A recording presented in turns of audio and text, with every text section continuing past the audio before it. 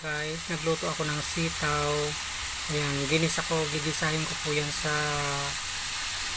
yung baboy na ginawa kong pinamantika ko po yung baboy. Ayan.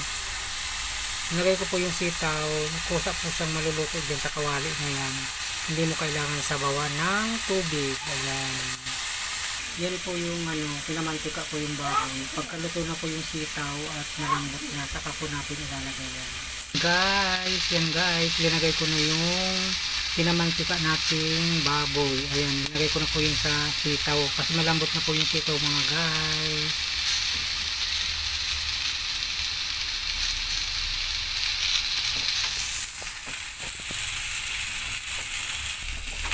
Natin siya ng konting magic sarap. Pangpalasa po yan guys. Kunting magic sarap po. Tapos mamaya lalagyan po na natin siya ng toyo. Guys, malapit na maluto. Binagyan ko na po siya ng toyo. Ayan guys, luto na po. Luto na yung adobo ng sitaw. Ayan.